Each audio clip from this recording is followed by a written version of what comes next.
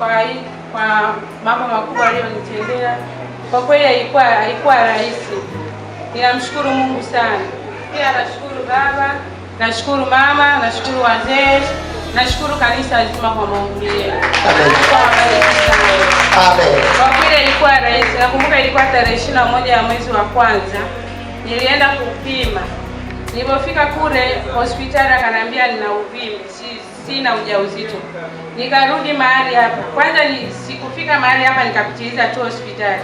Niliporudi mahali hapa baba akaniambia umekosea, kwa nini unapitiliza kwenda hospitali baada ya kufika mahali hapa? Akaniombea, aliponiombea kumbe mtoto alikuwa wamemchukua, wamemficha kwenye chungu chini ya bahari. Lakini nashukuru Mungu tangia nimeombewa hiyo siku, nashukuru Mungu nilienda tena kupima, hamna chochote, nimepokea mimba. Nashukuru Mungu amenitetea mpaka wakati huu nimepokea mtoto wa kiume. Jina anaitwa Savior. Maana yake mkombozi. Jamani, hebu mpige Yesu. Ndio maana watu wengi wanapata shida. Akaenda kupima akasema na uvimbe na mtoto hayupo. Akaja hapa nikaomba. Nikasema nenda kapime. Kwenda kupima mtoto yupo na mtoto ndio huyu. Wakawa wanaiba mtoto wakapeleka baharini huko. Lakini tukasema mkono wa Mungu uko baharini. Mkono wa Mungu uko kokote, kila mahali upo. Haleluya.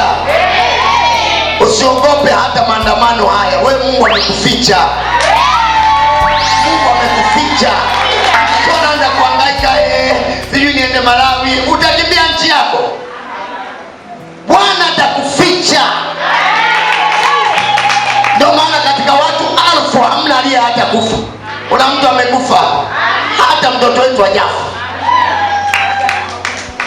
Haleluya.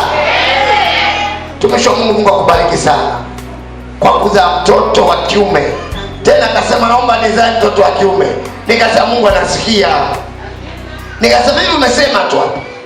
Mungu anasema haja yako na ijulikane. Sawa, mbele za nani? Amen.